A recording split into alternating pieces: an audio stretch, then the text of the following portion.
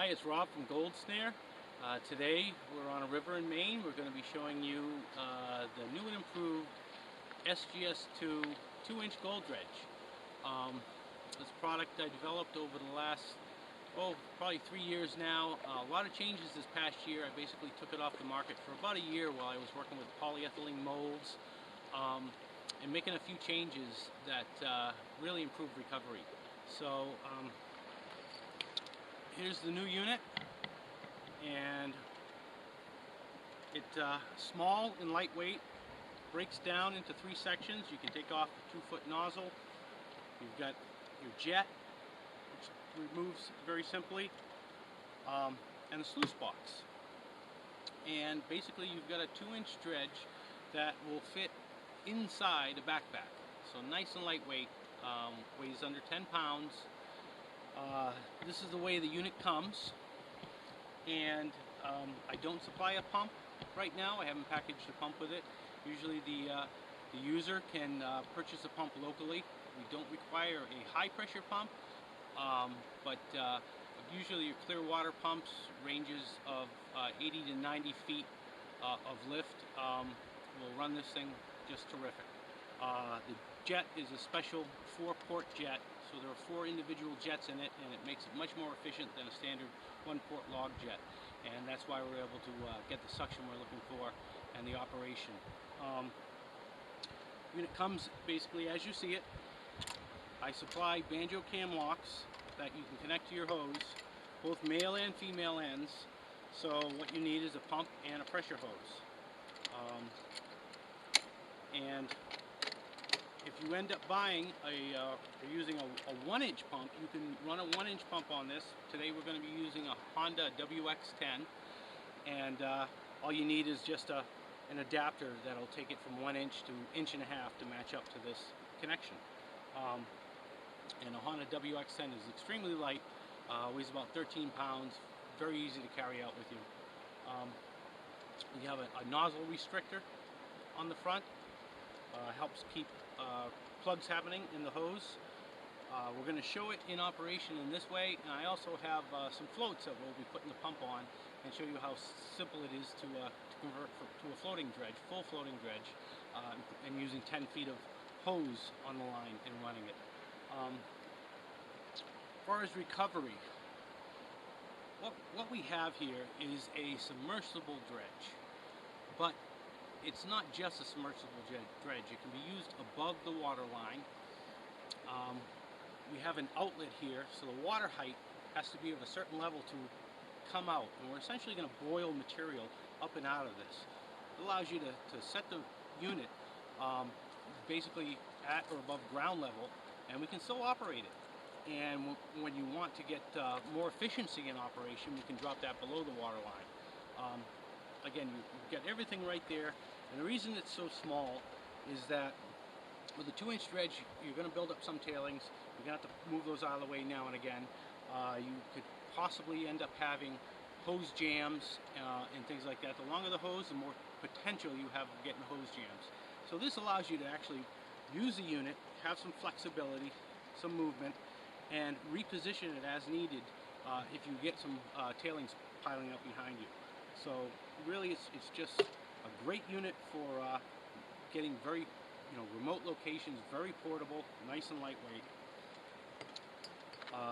The gold collection is performed on the inside. We've got an easily removable cover. And what we're using is a combination of vortex mat with expanded metal. And what I found in testing a lot of different things is the vortex mat by itself, and we see this product used in a lot of things like the Gold Cube, just works great if you get the material down to size 1/8 inch or so. But by itself, it will kind of get covered up pretty quickly, especially with a 2-inch dredge. So what we've done is we've used the expanded metal to basically help capture the larger gold, and the speed that vortex is created by the expanded metal helps keep the vortex matting down below it working and clean. and exchanging. So we're getting basically a dual functioning unit. We're getting the expanded metal, which helps capture the larger pieces of gold, and we're getting the vortex action that helps work the vortex mat. So it helps hold that smaller gold and keeps it more open and available for collection. The rear of the unit, we have a grizzly. And this grizzly was put in here basically to help walk the larger material. Instead of building up a ramp in the back, we want to be able to walk that material and boil it out of there. In putting in a grizzly, what we've done is we've got basically a closure in the rear of this. And water, and therefore material, have to go up and under anything that gets through it on 1/4 inch material. We need to actually, it will go through the grizzly and it has to go underneath and then back up and out the little ports in the back. So through a series of what we call elutration, we're going to use some of that water energy to actually lift material. So this helps keep anything, if we had a fine gold or anything that makes it towards the rear of the unit, it now has to get lifted up to make it back out of the unit, which helps retain the gold in there. The bar, as a part of the grizzly, is a tensioner bar. It helps hold down the expanded metal to the vortex matting nice and tight. And we can simply lock that in, we latch it down,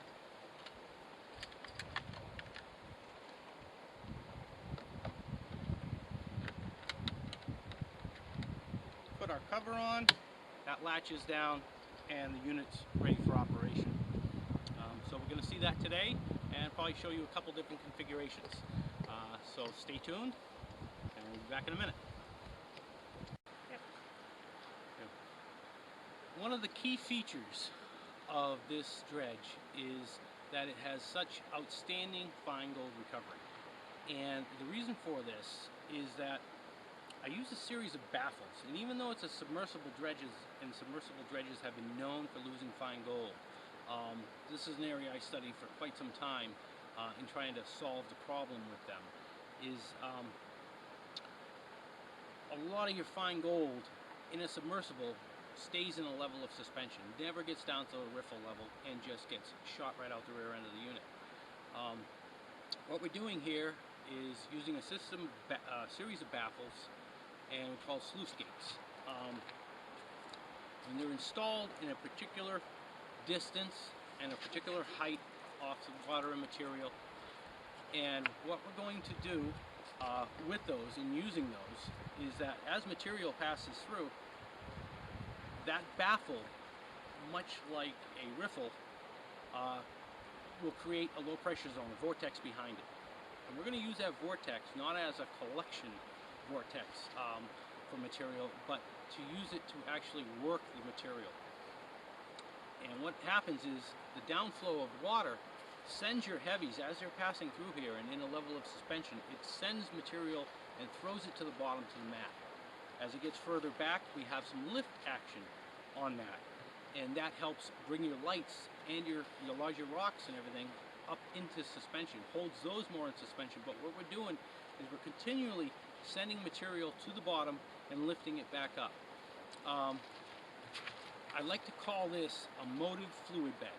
It's not a true fluid bed. It uses the action of the water velocity of the unit to drive its own action, but you know, it's keeping things, it's working it like you would say work a gold pan. Sorry, we have our little helper here today, trying to get her day in the shot. And so what we're doing is we're going kind of a night and day difference of maybe 50 to 60% recovery in a submersible dredge, and we're running in the mid-90s and consistently. So it's a very good working unit. It's what separates this unit from any other submersible dredge ever built, and is something that I've worked on the last few years. So again, we're going to see it in action, and thank you. Stay tuned. Okay, we're going to fire up here in a second. I just wanted to cover a couple of quick things before the pump turns on, because it's going to be hard to hear after that. We've got a series of holes on the top of the cover. and as we set it in the water, those are there to let air out, especially if we suck air through the hose. It'll let air come out of the unit. We can also use those as a pressure gauge for when our pump's running. And what we'll do, and I cover this in the manual, is we set the unit in the water to approximately level with the top of the water. And once we fire up our pump, we'll adjust that so we have water coming out approximately an inch tall, half an inch to an inch tall out of those holes. That tells us we have a pressurized system and enough drive energy to run material through it.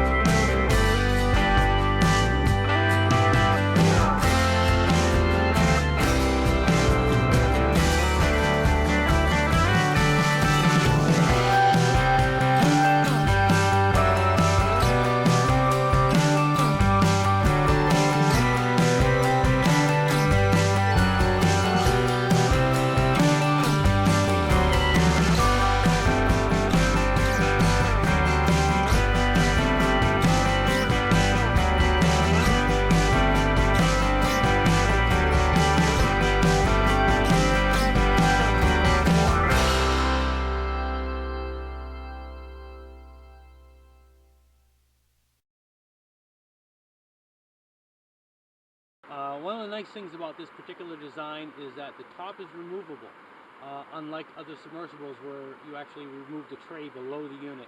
Made them very hard to check for gold in operation. So now we don't have to do this when it's off. We can actually do this while the unit is running, because we can remove this top without any sake of losing anything. Now usually you'll let this run for a few minutes after processing material. It'll get a lot more of this heavier stuff out of here. But what you'll see, especially in the front end where most of your gold is collected, is very, nice and clean riffles. That vortex matting is actually working underneath and it's not all packed up. We'll see, as time goes by, as we get more black sand and so forth, you can check it out. But at any time you're in question of whether you're in gold, you can just remove the top and take a look, and you can actually do this while in operation without the fear of losing gold, because water is just going to come in and kind of flow out of it. It's just another nice feature. And if you do have a jam in here, a couple of big rocks got against each other, you can simply just, again, take the cover off, hand pull them out of there, and put the cover back on.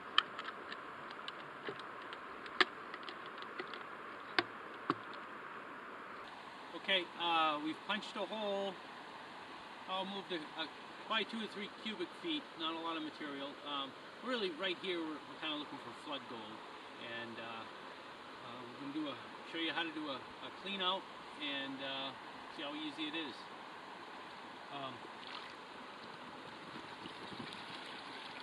We lift the dredge out of the water slow. We're just going to open up our banjo connector and remove our pressure pump line. Remove the top. You can pick out any big rocks that are still in here.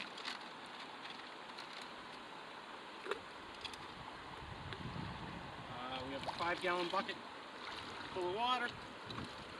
We're going to release our latch on our grizzly tensioner. You can set that off to the side. You want to knock all the little rocks that get stuck in that out before you reinstall. Simply going to dip the machine down in, pull out the mat and the expanded metal, a little splash of water up at the top,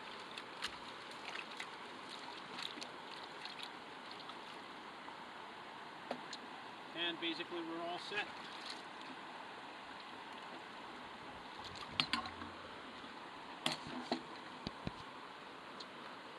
Take our vortex mat,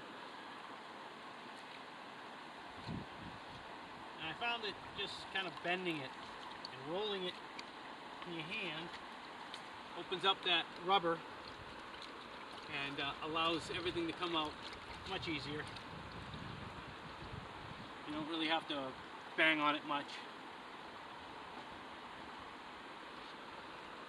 Expanded.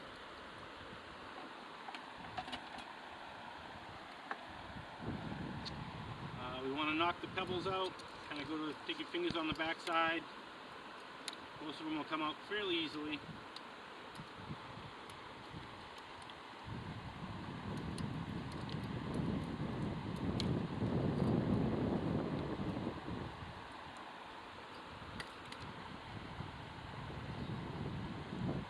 There's a little catch in the very front of the machine.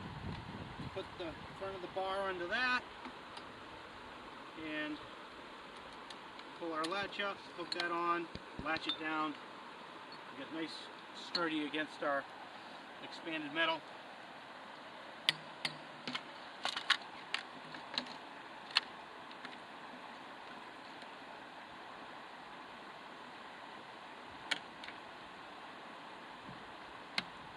And the machine's ready to go for the next round.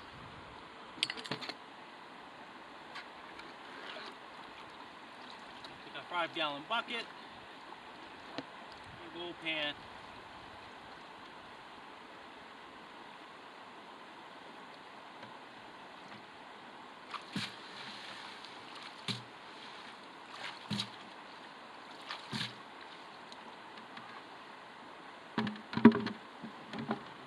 gold pan fly away down the river.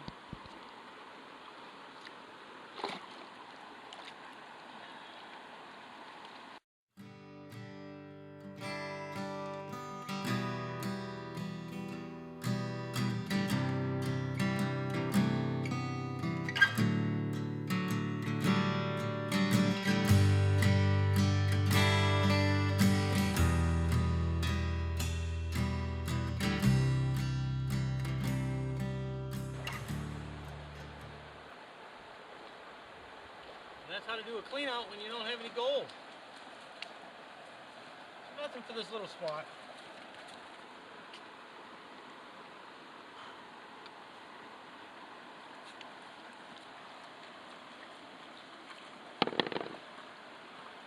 There's always more to come. Okay, this is just a quick view of the 2-inch dredge. We've converted it over with a 10 feet of line, and we're actually hanging the dredge off of the floats with the pump. And we'll show you that real quick, kind of explain how I've done that.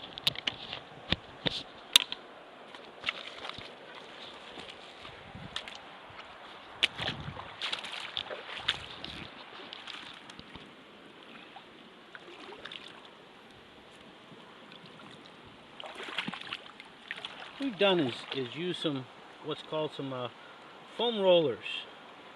These are used for people to work out and so forth. These are 6-inch foam rollers. Larger pumps, you can use the 8-inch foam rollers. And the WX10's pump frame, I've actually put some 2-inch angle iron and bolted it to where the feet normally go. So I've got a foot long of angle iron off of each side. This allows me to either use a unit without floats and use those sort of as feet, or use this and just with a couple of ratchet straps I can strap it right to a set of floats and have it in operation. And basically just mounted a little hanger bracket off the pump frame, you know, using basically the pump frame that it came with as a frame for separation, and we can hang the dredge right below. There's a shorter pressure line,